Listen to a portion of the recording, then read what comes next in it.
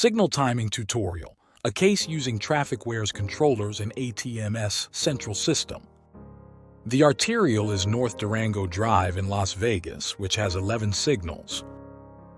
We will start with the south end signal at Centennial Parkway.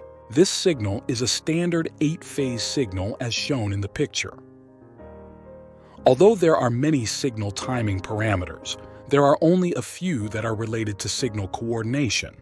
The key parameters include cycle length, phase splits, offset, and its reference point, and phase sequence.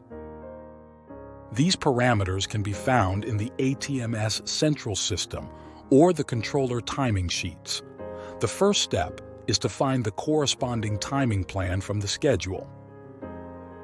In this case, we are going to work on the weekend plan.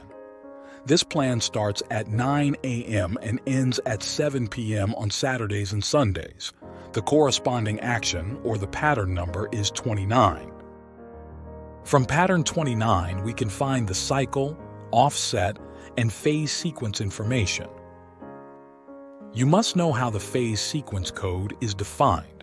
Each agency can be different. In this case, phase sequence 5 is shown to the right.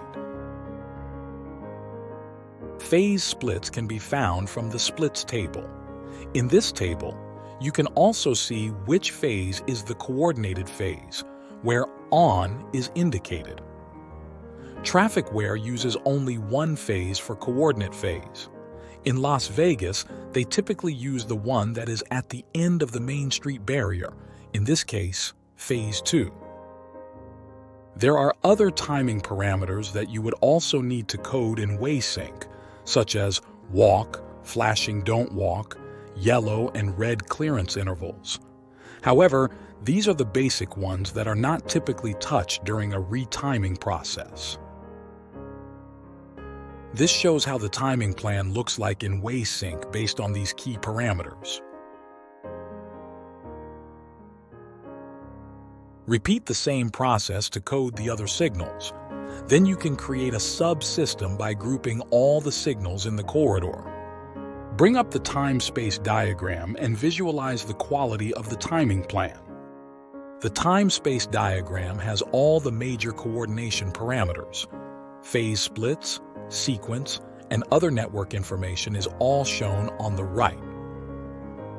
Progression bands are shown in two colors. Blue is for the northbound, and green is for the southbound. Here is an example how the signal phases are displayed on the time-space diagram.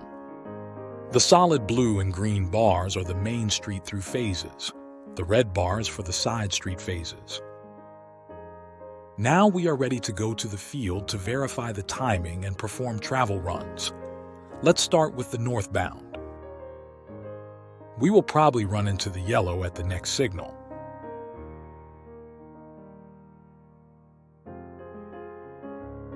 We should be able to go through the next two signals.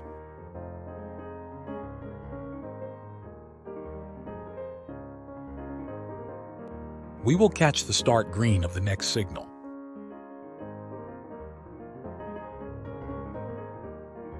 Because of the queue, we experienced a short stop.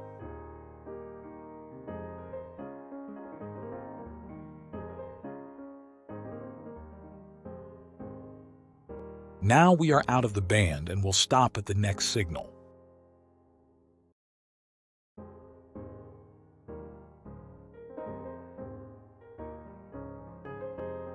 No early green return is observed at this signal.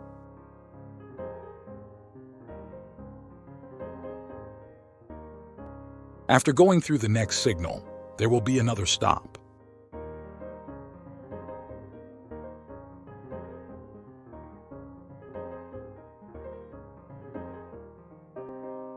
The last signal has very low volumes on the side street, so there are significant early returns.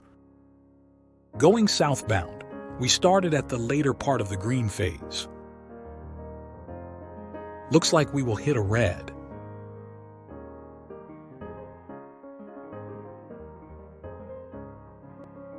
We should be able to go through the next couple of signals.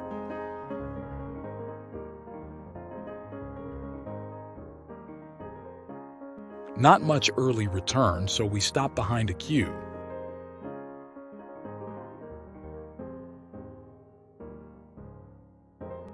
Now out of the band and we'll stop.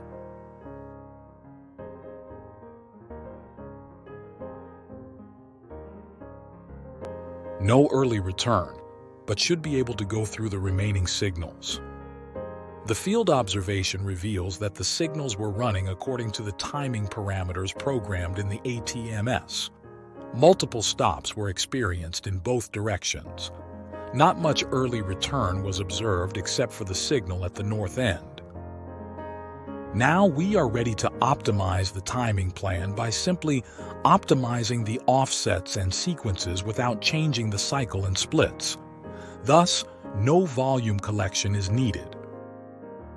Select the optimization function and perform a balanced bandwidth optimization.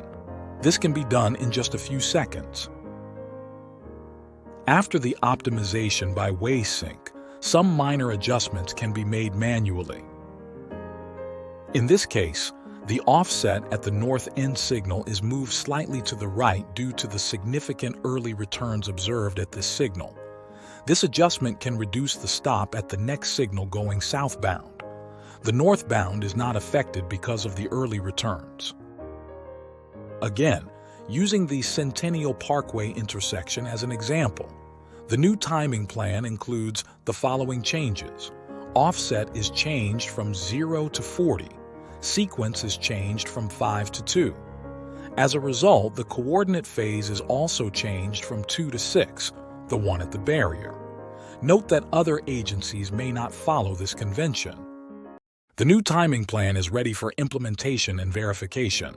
Now let's watch the side-by-side before-after runs.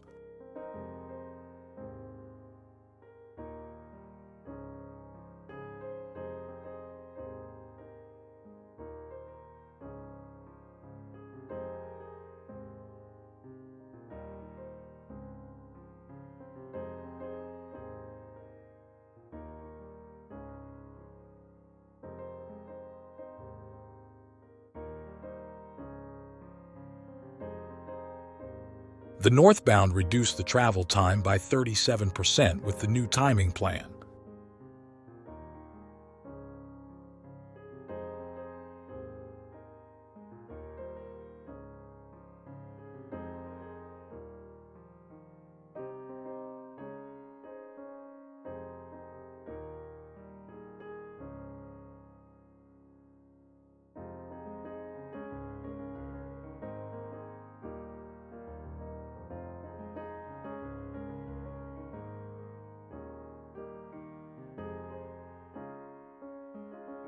The southbound travel time was reduced by 42%. Finally, let's look at the performance reports. The overall quality of signal timing index was improved from C- to A, with more significant improvements in the southbound direction. Thank you for watching.